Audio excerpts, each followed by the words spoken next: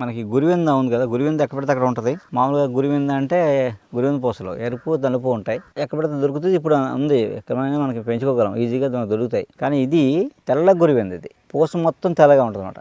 ఎరుపు దానికన్నా ఎక్కువ శక్తివంతమైన ఒక మూలిక ఇది. ముఖ్యంగా ఏంటంటే హెయిర్ రీగ్రోత్, వెంట్రుకలు మళ్ళీ కొత్తగా మొలడానికి ఈ గింజ చాలా ఫాస్ట్గా పనిచేస్తుంది, చాలా అద్భుతంగా పనిచేస్తుంది.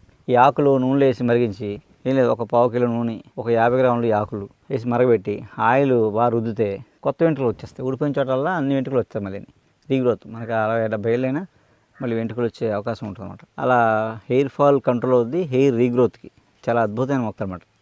ఇది మీరు ఇళ్ళలో వేసుకోవచ్చు. మీ అపార్ట్మెంట్లో ఉన్నా సరే ఒక కుండీలో పెట్టేస్తే గ్రిల్కి ఎక్కేస్తామన్నమాట. చాలా బాగుంది, అందంగా ఉంటుంది. మామూలుగా గురివింజ గింజ ఏదైనా పాయిజన్, గింజ తినకూడదు, గింజ నోట్లో మింగకూడదు, విషం అనమాట. ఆకు తినచ్చు, ఆకు తీయగా ఉంటుంది, ఆకు ఏమీ విషం కాదు. కానీ గింజ దగ్గర జాగ్రత్తగా ఉండాలి. గింజ కూడా ఇలా